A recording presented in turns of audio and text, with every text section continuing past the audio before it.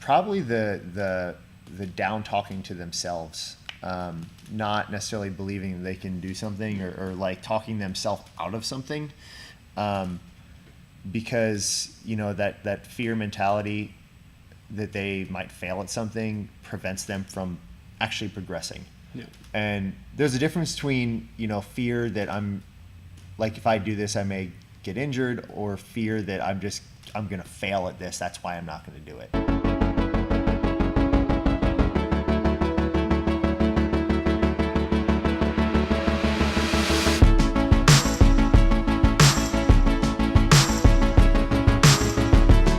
Good morning, everyone. This is Jarrett Basson with Chris Lemmel, and today you are listening to Triumph Every Day. We discuss the journeys that shape the lives of our guests and how it brought them to where they are today. Obviously, a little bit different than normal. We actually don't have a third guest. Mark is out for the day, so it's just me and Chris. We actually asked our members and kind of the general public to shout out any questions that they may have for us as coaches.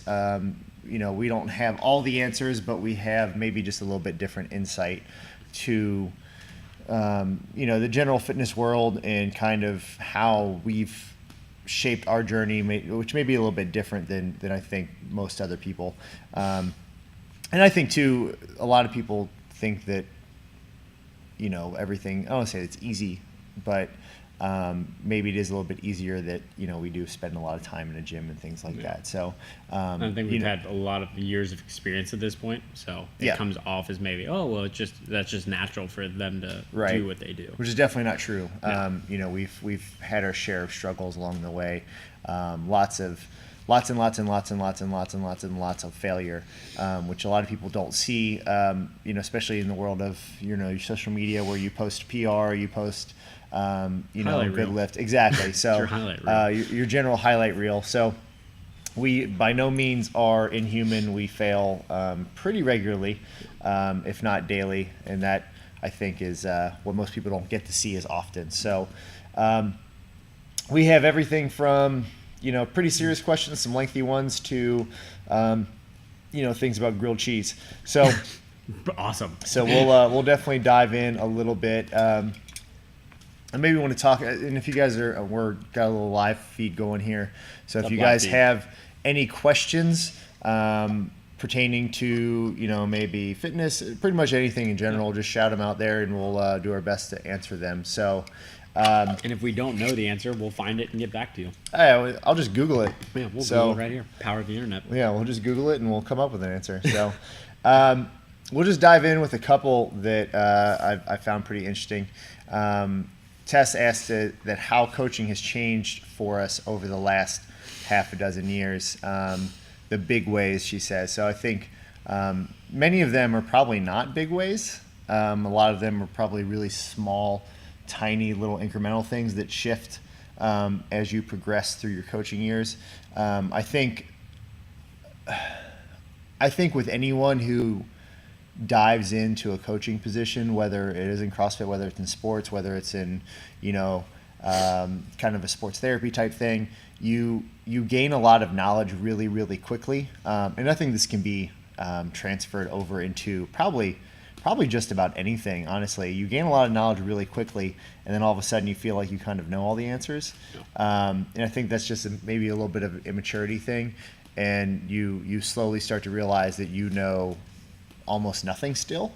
All the things that you thought you knew that was this huge wealth of information are barely scratching the surface when it comes to the reality of the situation. So for me personally, the big one was definitely kind of being humbled by really good coaches and realizing that I didn't know a whole lot, especially seeing someone who's really, really good at their craft, and seeing them in action, and then you going, wow, I have a lot to learn. So that was probably a big one for me personally. For me, the knowledge part came a little easier just because it was something that I had always done. I went to school for it. That was kind of like, that was my thing. For me, it was probably more the connecting with people better. I think all of us are pretty guilty of early on being pretty rough around the edges with the way that we talk to people.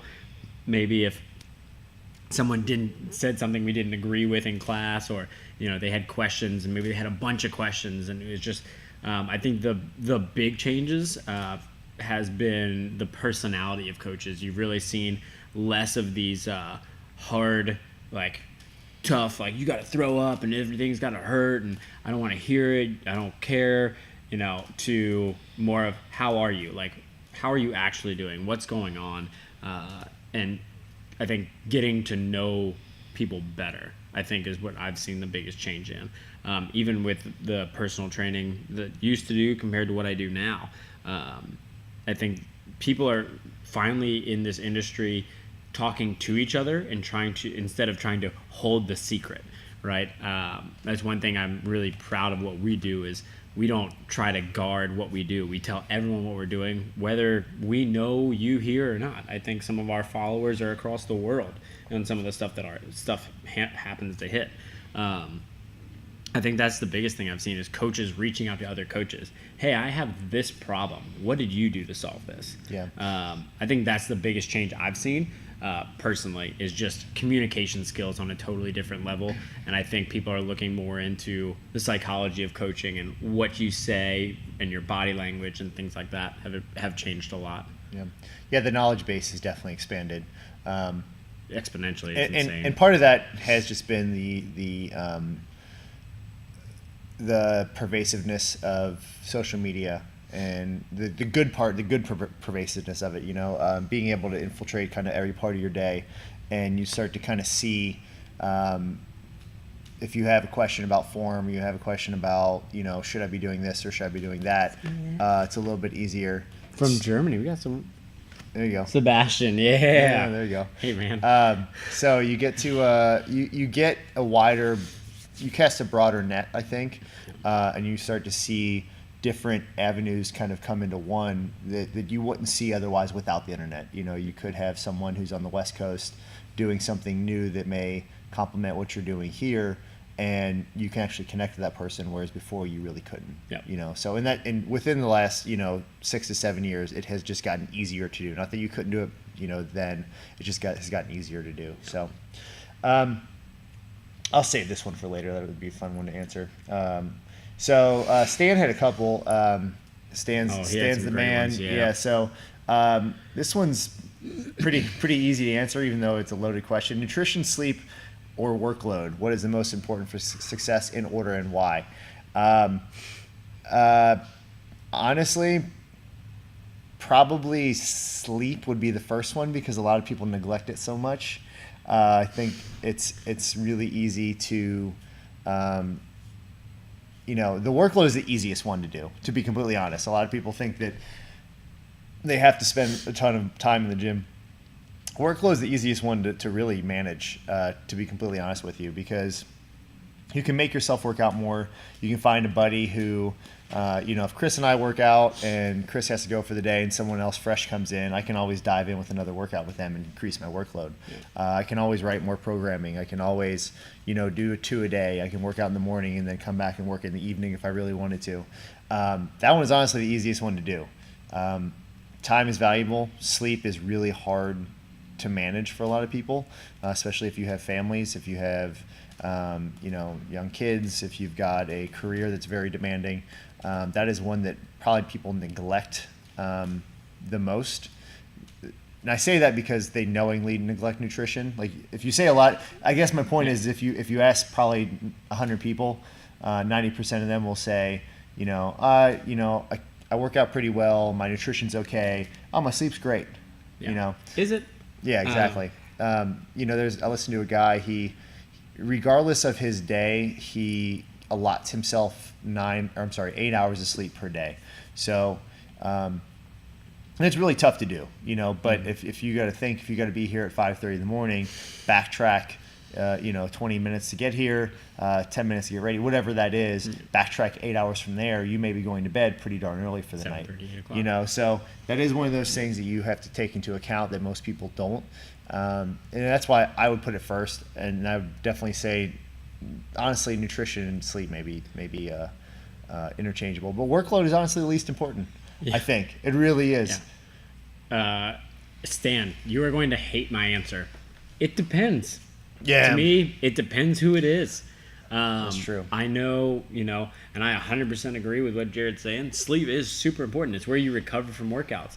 Another huge factor of your sleep is your nutrition. It compounds, right? When we talk about as I'm like chugging a massive coffee right now.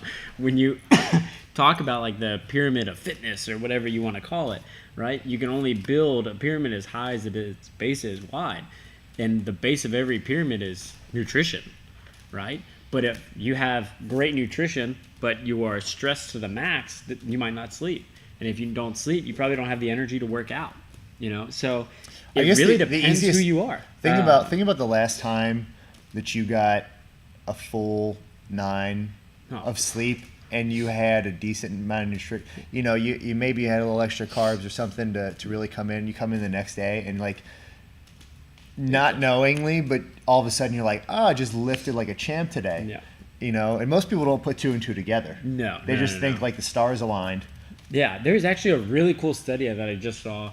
It talked about muscle density increasing with increased sleep, right? So legitimately your muscles, when you get that 8.5, 9 hours of sleep, your muscles will actually recover more and get thicker, denser, stronger. Like, that was a legitimate study. I'll have to find that and post that again because it was a really interesting study. Yeah. But, I mean, a sleep deprivation at any point, an hour of lack of sleep decreases men's testosterone levels, increases levels and increases and decreases certain levels of hormones in both males and females.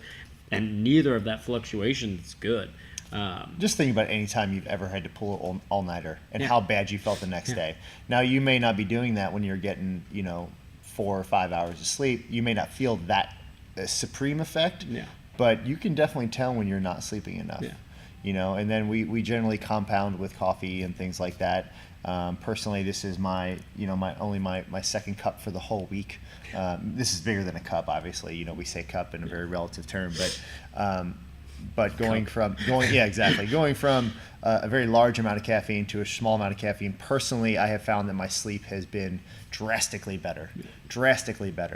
But to kind of go off what Chris is saying, nutrition, we could spend the next hour on nutrition.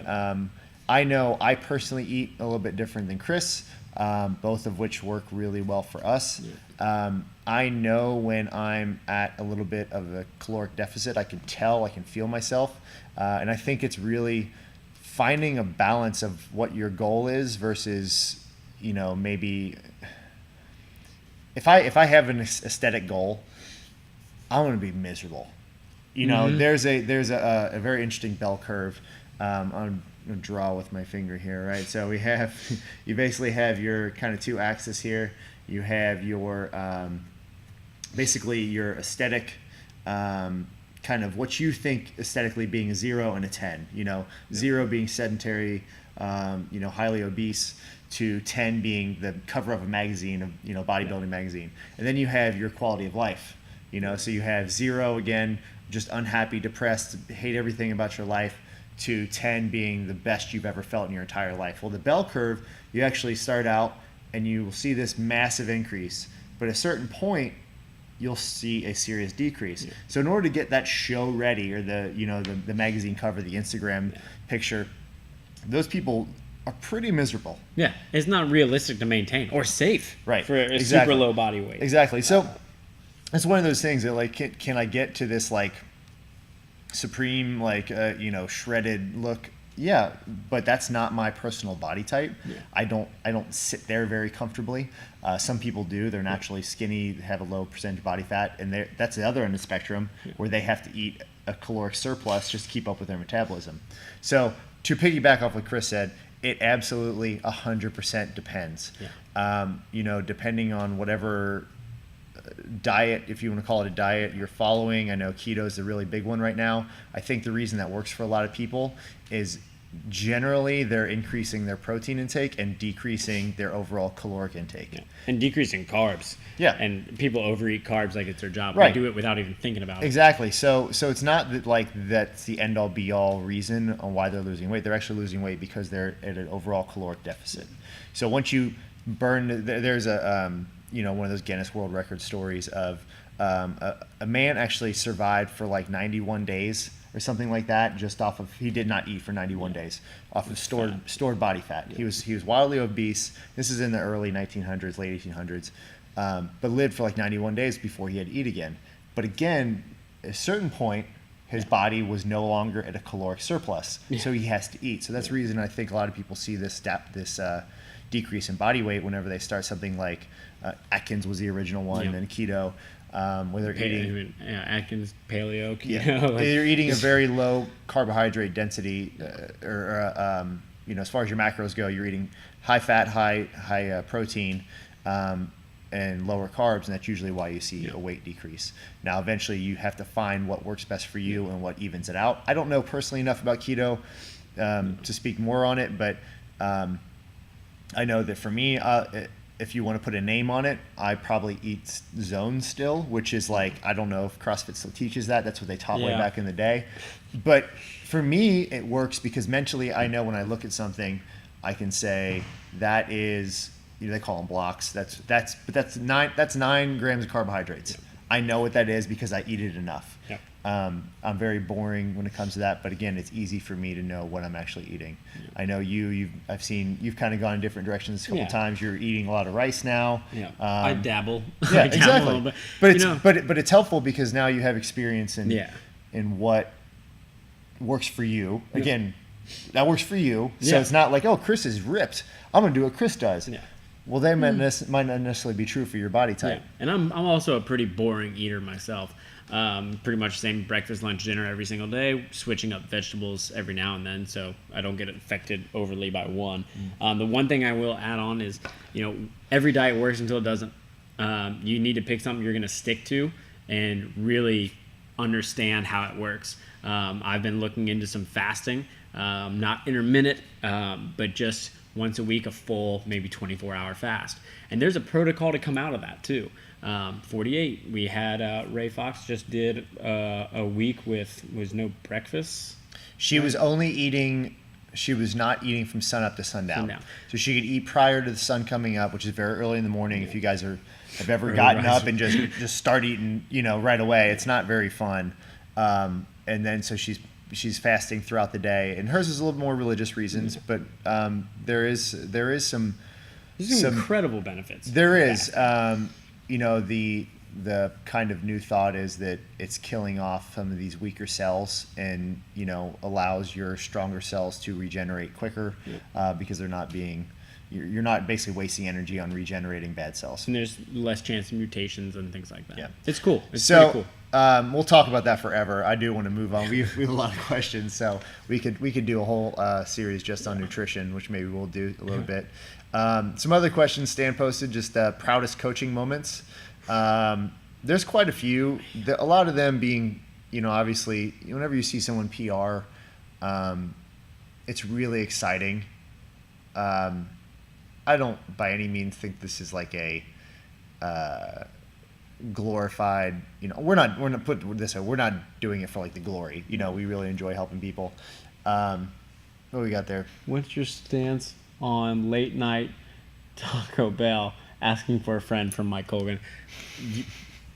Taco Bell's actually, if you're good if you want to cut weight in the morning. Yeah.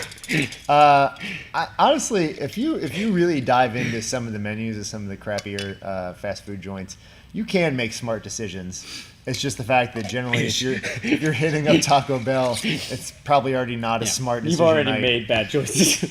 Colgan, come on. To go back to our coaching moments. A lot of those, again, the PRs are amazing. They're really cool to see, your big milestones, muscle ups, snatch PRs, anything with gymnastics wise is pretty exciting stuff. To see people light up whenever they get their first insert movement is pretty awesome. But I do think that for me, the more exciting ones have been, people coming to me telling me that they have gotten off of 2 of, the 3 medications they're on.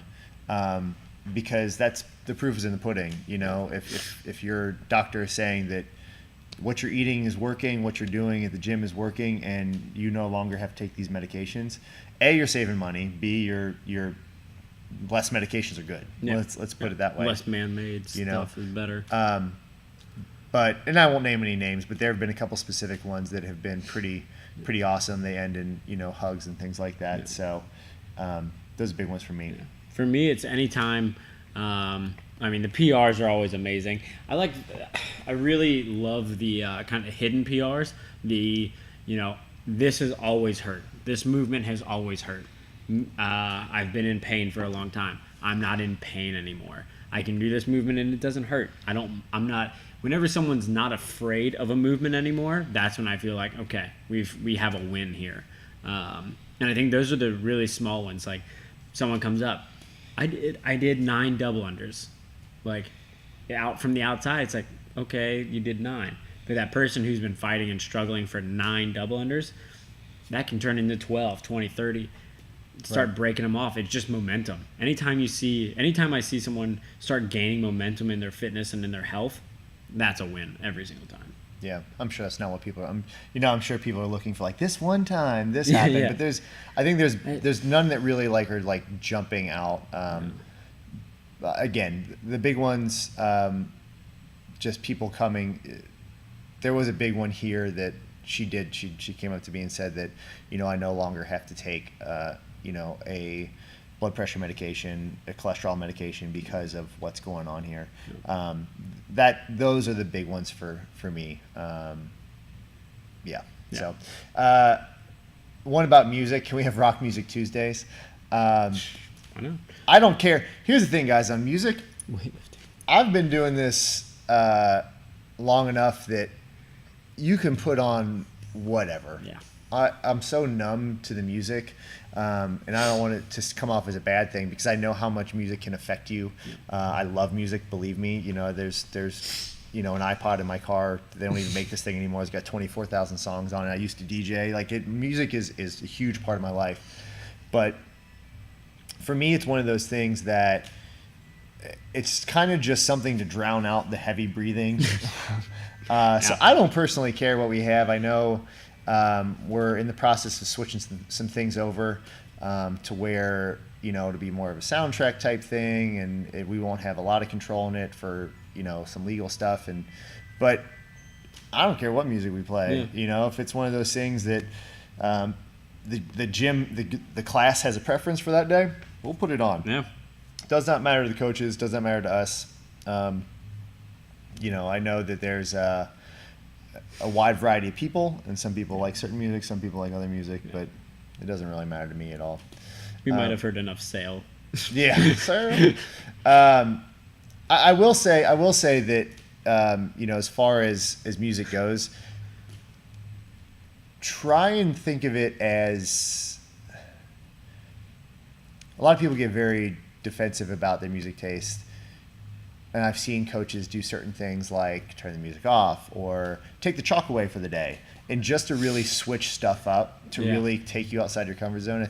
I remember one time at the old car wash gym, the workout was like an 800-meter run. You came back in, did a bunch of cleans. You did a 400-meter run. You did some cleans. And everyone is 3, 2, 1, go, set them out on a run.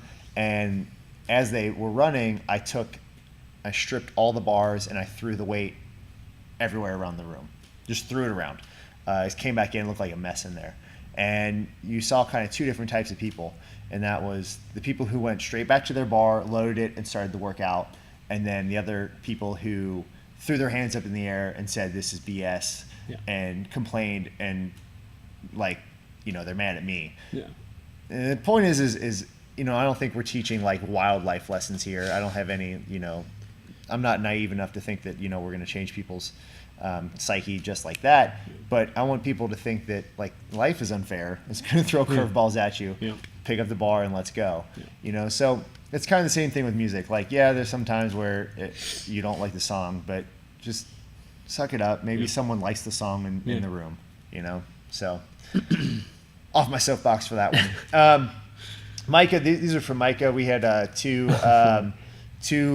questions from him. Coach's least favorite exercise. Single leg stuff for me. Pistols. I've got jacked up hips. I got jacked up ankles. Pistols have always been one that just really have bothered me.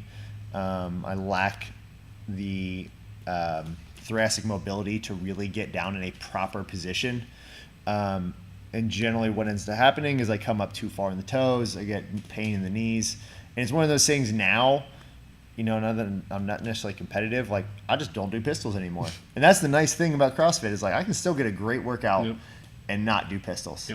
I don't know what it is for you, Chris. My least favorite exercise, running. Running's my least favorite exercise.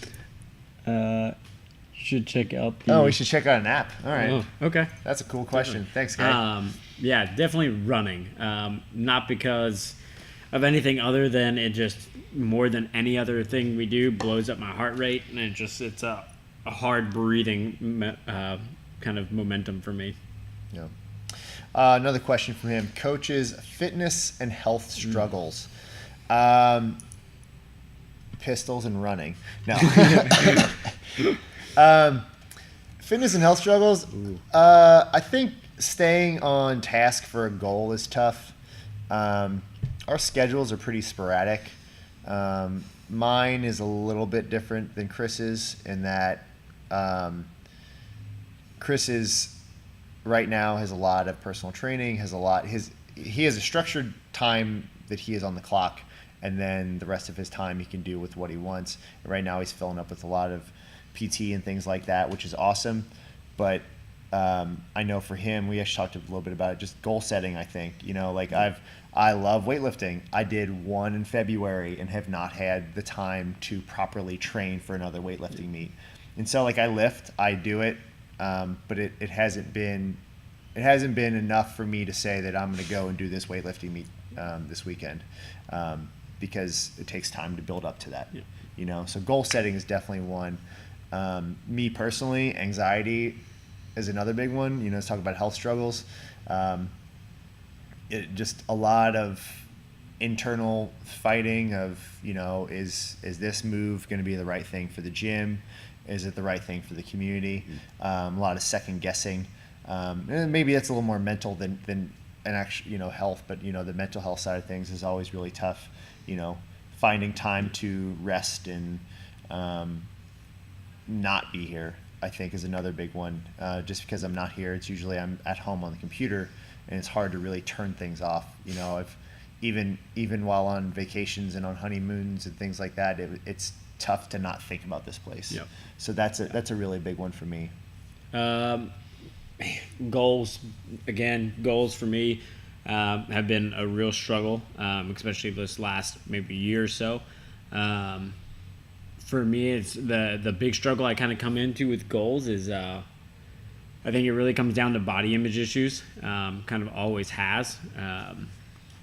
I've always been kind of the thicker coach or whatever, the bigger coach or the bigger guy. I've never been super lean. I wasn't the top athlete, nothing like that.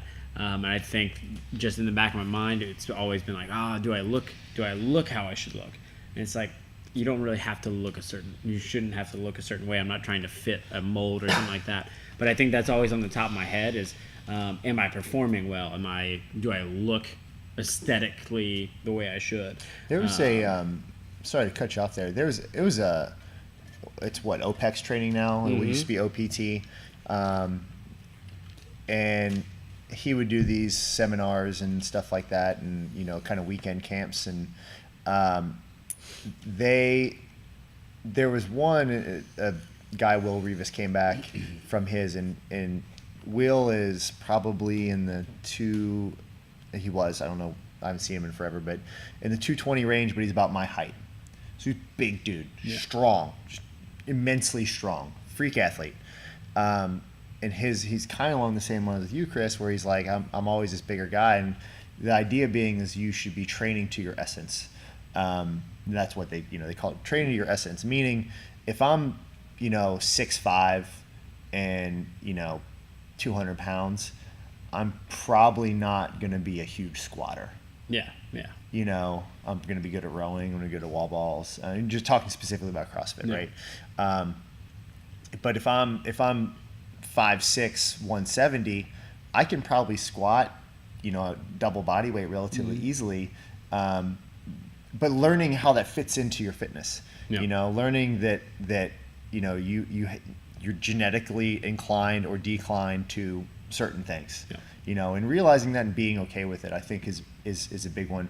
That's to go back to that first question we answered. How has coaching changed for you over the last couple of years? That's a big one too. I think maybe not coaching, but just on a personal athletic level, like realizing that like no matter how hard I train, no matter how much I do, I've only got this much left in my God-given potential. Yep. And definitely being okay with that. Yeah.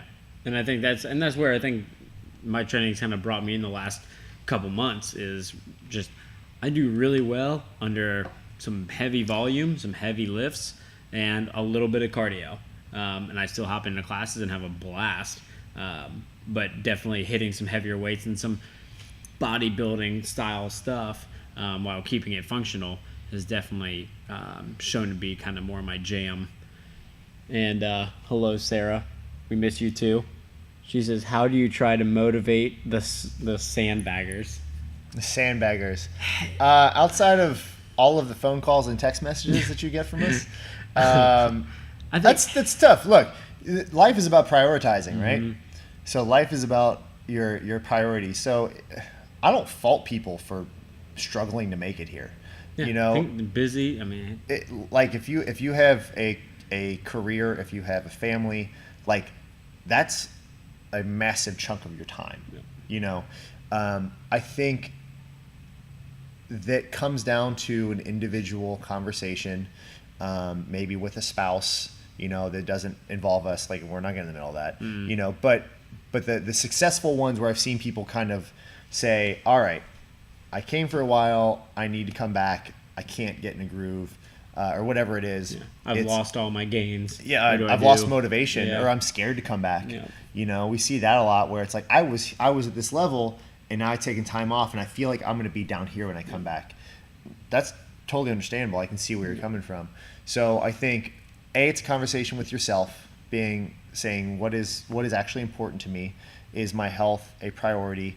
Is again, if you want to make it vain and say, is my aesthetic, the way I look, is that important to me? Just changing the way I look and change the way I feel. Generally, that is a yes in the positive direction. Yeah.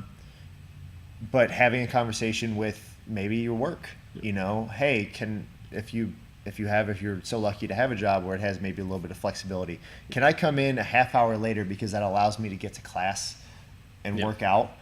A lot of people never ask that question. Yeah. And the majority of the time, especially with the positive direction a lot of workplaces have gone with health, they realize that a healthy person cuts down on insurance premiums. They cut down. Yeah. It makes everything better for everyone. Goes up. Productivity comes up. Exactly. Attendance. You're not sick as often. So having a discussion with your workplace, having a discussion with your family and spouse, and like I said, just prioritizing your health, making time for yourself, because that is important. We are very adept to sacrificing our time for other people. Yeah. And because we don't want to feel selfish, and you're not being selfish. No. Taking care of yourself and your health is not selfish. You can't take care of other people if you haven't taken care of yourself. It's the airplane thing, right? Yeah. Put your mask on before helping other people, right? And I think if you're referring to sandbagging maybe in class, you can try to motivate, but most people don't need a cheerleader. Most of the time people are coming in to burn off stress. If you come in during the day, like Monday, that workout was gross. Bunch of running, bunch of burpees. If you came in that day and you're like, I just got to get through this somehow, I don't consider that sandbagging. I consider you doing grunt work. There are some days where I've gone into a workout, I'm like, I'm just going to take my time through this, take those sandbag days and treat them as a technique day.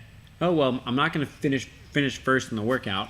I'm going to really focus on all my lifts are going to look really good or whatever. Find wins in that. I don't really worry too much about people sandbagging. At least here, everyone really I think it comes down to we do send out the programming previews, so you kind of get a glance of what's coming at you. Pick your days. Yeah. start with one. They're like, I'm gonna go ham on this day. Yeah. You know, maybe it's a day that it's just all in your favor. Like it's all movements you really enjoy. Go ham on that day. Yeah. You know, and at least then, like Chris said, there's been days where it's like, all right, I'm wrecked, but I do want to kind of move around a little bit. I'm gonna take my time, and instead of doing butterfly pull-ups, I'm gonna do strict pull-ups and reduce the reps down. You know, my heart rate is not going to be here, but I do get to move a little bit, and I still get the benefits of actually exercising. Yeah. So again, it's not necessarily that you're sandbagging. I think motivating yourself to maybe push the weight can be scary. I get that. You know, I do that a lot with deadlifts. Again, just having some hip issues and things like that. So I don't necessarily consider that sandbagging either, but again, pick your battles. Pick the days. If you're good going overhead, go heavy on the overhead days. You know, and ask a coach as well. You know, deadlifts are one where we have some trap bars. Well, I can use a trap bar and probably get in a better position on a heavier deadlift than I would on a traditional bar. So maybe I'll use that next time. Yeah.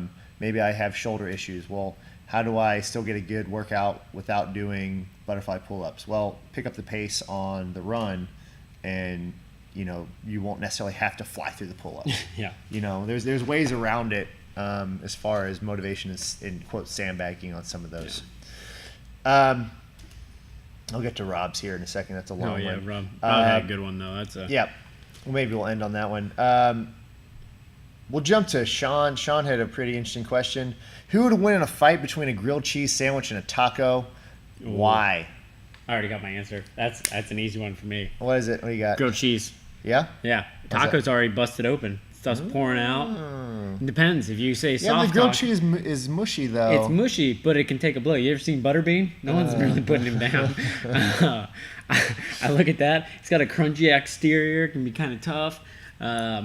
Tacos, while spicy, they're gonna fight hard. If you got that hard shell, it cracks pretty quick. And if you're a soft shell, you're all. What if you get the combo and soft shell around the combo? See, that's 2-on-1. That's the handicap match at that point. I pull for grilled cheese. Oh, all right. Moving on. We don't need to go into that. You didn't think that was gonna happen. Now you want me. Now you got me wanting some food. Mm-hmm. Grilled cheese tacos. Amanda asked one about things that kind of get under our skin. What is something that members constantly do that we as coaches want us to quit doing or better? Limit 2 responses. I don't know. Things like stuff that used to get under my skin was like people who showed up late. And honestly, it was a long time ago, and that was probably more of just immaturity on my part.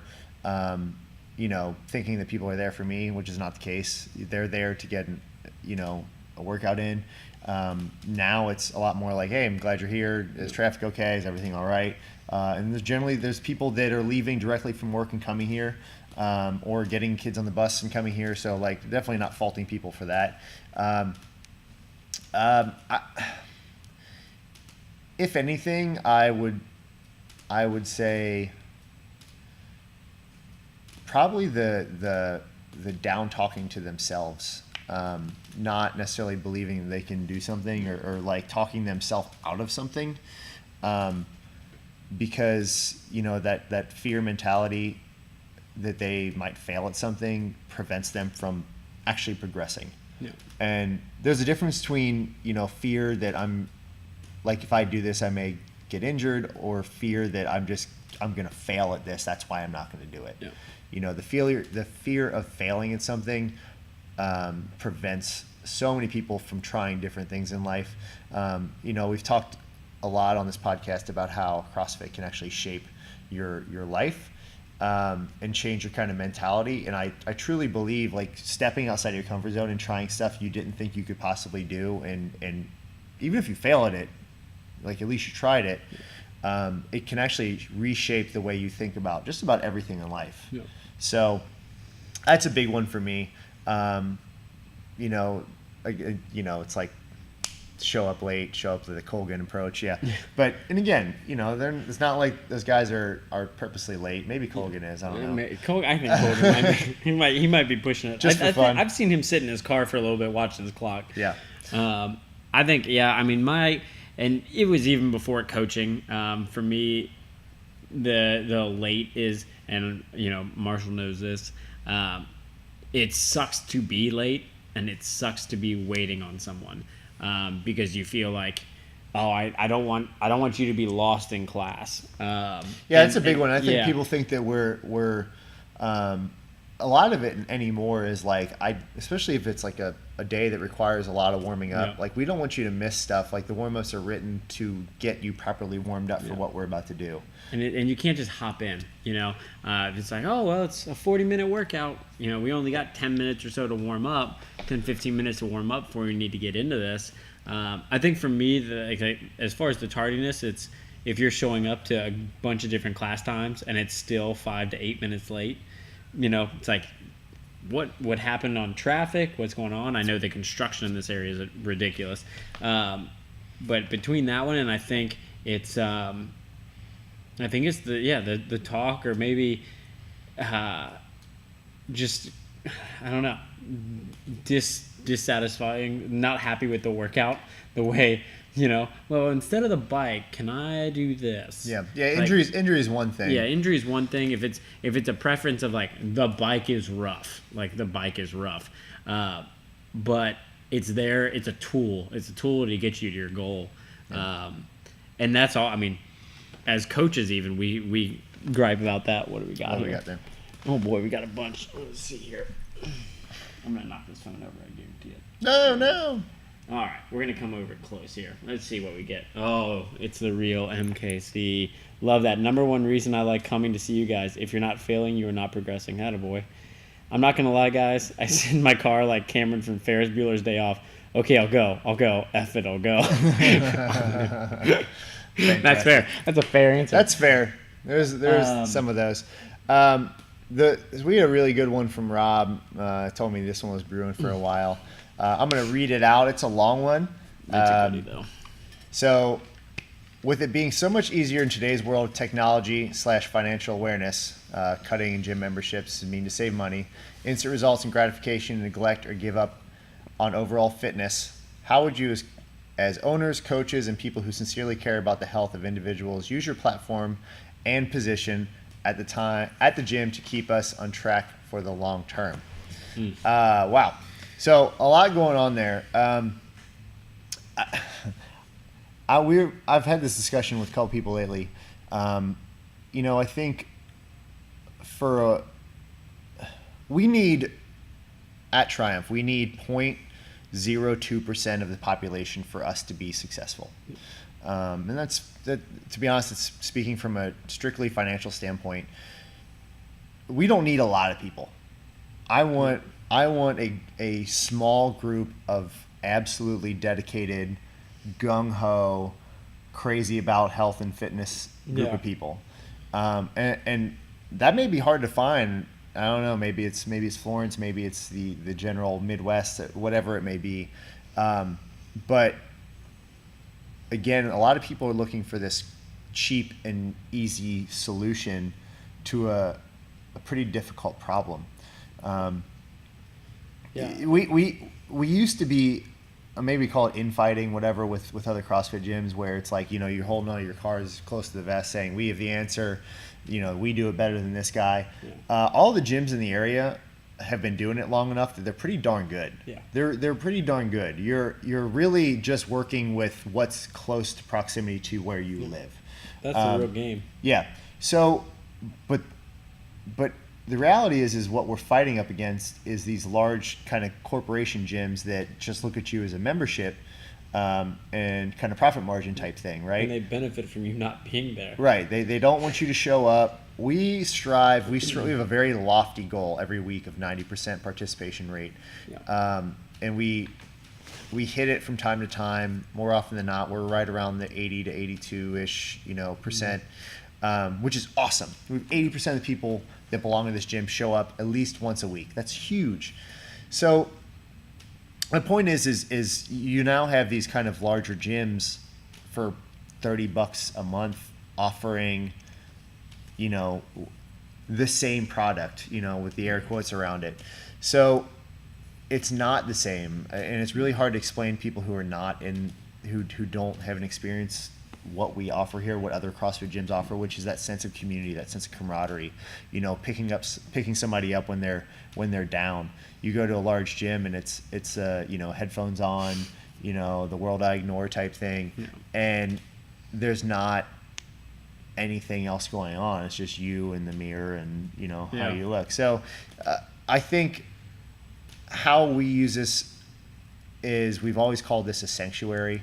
We want to offer a place that allows people to come blow off steam, to communicate with friends, to you know, talk about their weekend, make plans with other friends at the gym, come to a place that's safe for them to, you know, quote, fail.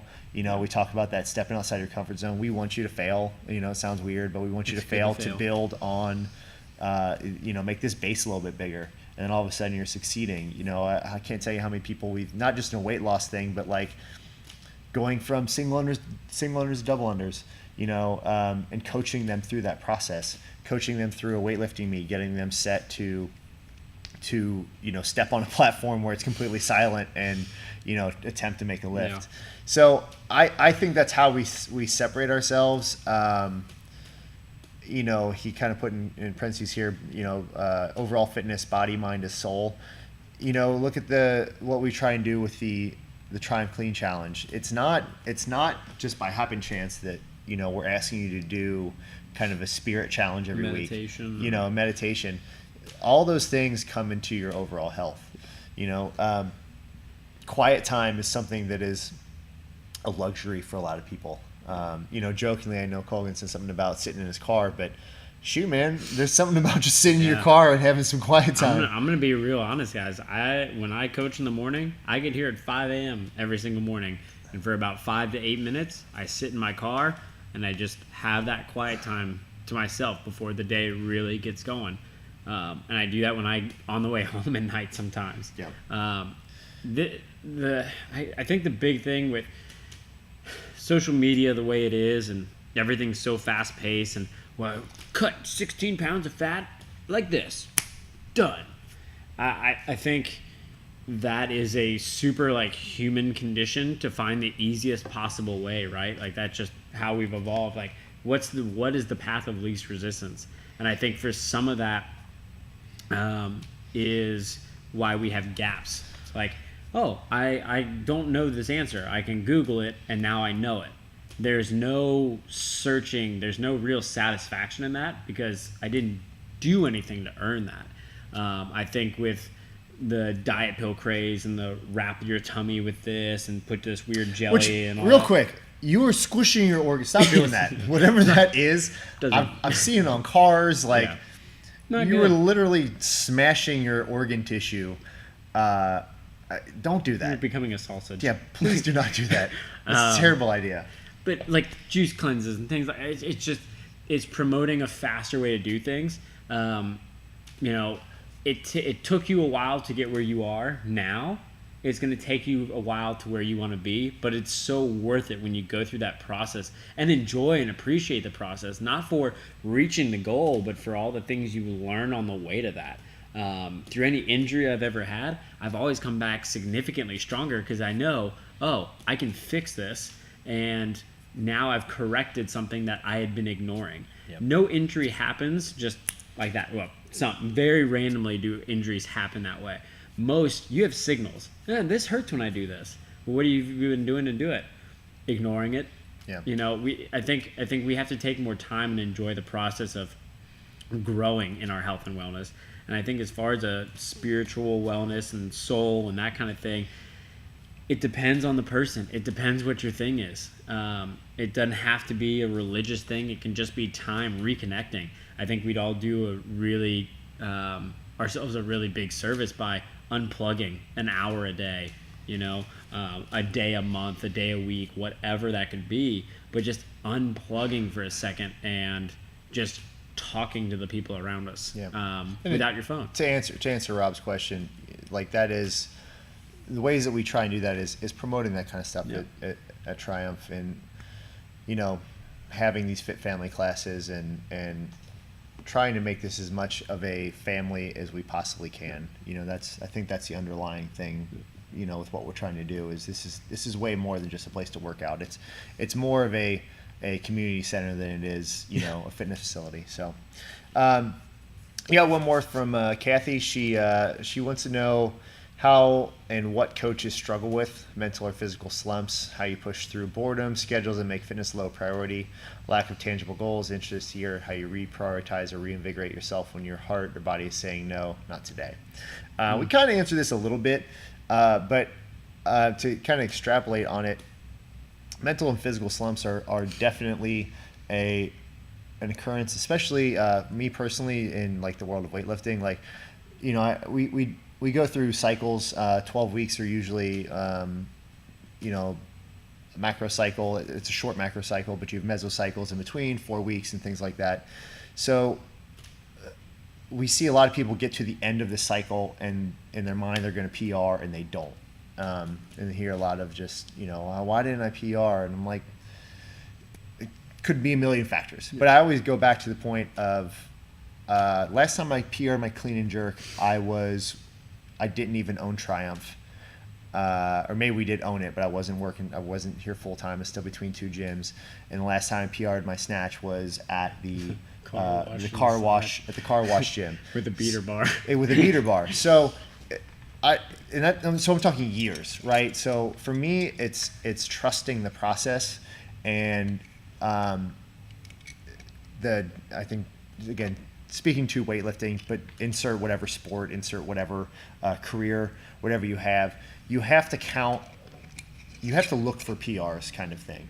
If I'm strictly talking about snatch and clean and jerk, the two big lifts, again, I'm obviously strictly speaking to just weightlifting, because it's kind of what I'm been doing for a little while now. So, but insert CrossFit, insert basketball, insert soccer, insert your career.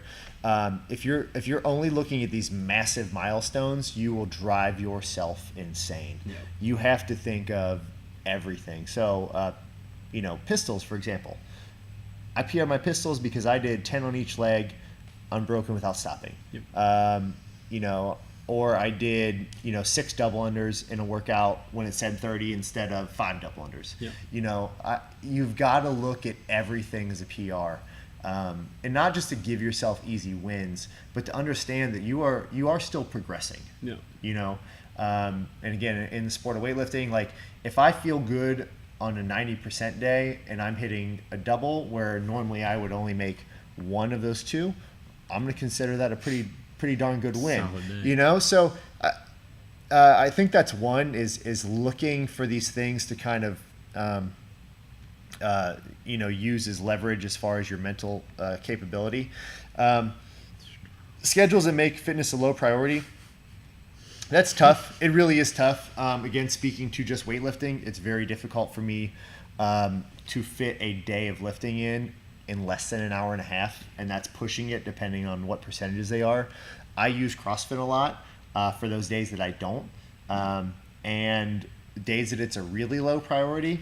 It sounds bad, guys, but 100 burpees in your living room, you'll thank yourself. You'll hate me for saying it when you're doing it, but it is just something that's very simple. It gets your heart rate up, it gets you moving, and for most people, you're less than 15 minutes. 15 minutes would be a decent amount of time, right? Yeah. So, as far as the schedule, like Jarrett said, I've been doing a lot of personals and adding hours and hours onto my personal schedule. 10-minute AMRAPs, get creative. 5-minute AMRAPs, like Jarrett was saying, pretty easy to spice those up a little bit. I do what I call little trigger sessions with some band work, just basically to get a pump. Nothing Zach and I were kind of talking about the other day. It was the workout you do before you go to a beach. Yeah. You get a little pump going and you feel good. You get blood flowing, some lunges, and you're going to have those days. It is I would equate it to my schedule's so tight, I'm not going to be able to get food from home to eat, but I can't pack because I'm in the car all day. Is it better to eat fast food or take that day and fast? Well, you're probably going to be okay if you fast that day. And it's okay to fast a day of exercise, right? If you go, well, I did 7 days in a row for the last 4 weeks, but my schedule's not going to allow me to work out today. Good. You probably could rest. Yeah. Yeah. Interesting how you reprioritize or reinvigorate yourself when your harder body's saying, no, not today. Yeah. Stretch. So, that's a good thing. Your body should tell you that, like, you should take a day off, and you need to listen to those, because those are part of that. Like Chris said, injuries don't happen just like that. You have these days where, again, perfect example when you come to weightlifting. I think Monday was one where I started to move around, and I'm like, there ain't no way I'm getting under a barbell today. So what did we do? We did Monday's workout, and it was running and burpees. It was relatively low impact. It was a hard workout, but it was relatively low impact. I'm not under a heavy barbell. You have to listen to those days, and you got to listen to your days. When your body's telling you it wants a Snickers bar, go have a freaking Snickers bar. Now I'm not saying, again, those are this double-edged sword. If your body's telling you every day to go have a Snickers bar, Jarrett said. Yeah, exactly. I'm not telling you that, but listen to yourself. Enjoy. You guys are putting in a ton of time and a ton of energy here. You should be able to go enjoy yourself, from time to time. So it is really hard, Kathy, to answer your question, but finding that balance, I think it takes a lot of time. It takes a lot of soul searching, and I think, acceptance of kind of where you're at, that you don't have to do everything in every single workout to be fit. You can still be a very fit person. You can modify. You can take days off if you need to. If you go from working out 5 days a week to 4 days a week for 6 months, you're not going to become obese. You're not going to lose all your strength. You may actually benefit from it, depending on where your joints and your muscles and your mind is at. So you really just have to kind of play with it to really figure out what works best for you. And if you are kind of soul searching there, and you're trying to figure out, what's my goal, what's my process, what does this look like? There are certain people who are injury riddled, and it's, well, how do I move better? When's the last time we kind of looked at that and go, okay, I just want to move better. I don't care about the weight. I want to move right. I know for me personally, if I don't wake up at a very specific time, my whole day is thrown off. And I'm talking 15 minutes, and I'm flustered for an hour. And that's when you get off of that routine. And for a lot of us, we are very routine based. Some of us do very well off of a structured schedule. Unfortunately, I'm one of those people who I need a very structured schedule. I think if you get something like that, if something's pulling you that way, put it on your social media, tell your friends, throw it out, make it a physical thing. If I was gonna go crazy and do a marathon, the only way I'm gonna do a marathon is if I go, hey guys, I'm gonna do a marathon, because who's with me? Because I'm gonna need you to hold me accountable. Chris, I haven't seen you run, but you've been bench pressing a lot. Aren't you doing a marathon? I'm like, man, You're right. I should be doing that. So I think if it's really a goal you care about, write it down. Write it down, put it on a mirror, whatever.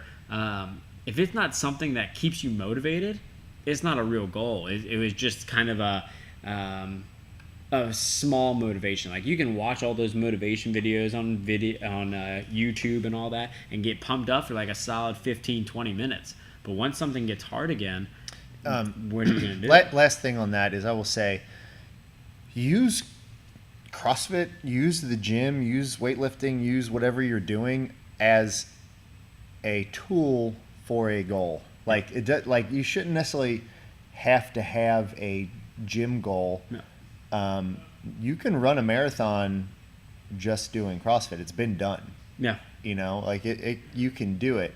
Use this as a tool to further yourself down the line. It doesn't have to be, I have to make it to the gym, or I have to do this competition, or I got to snatch this much, or I got to get this many pull-ups.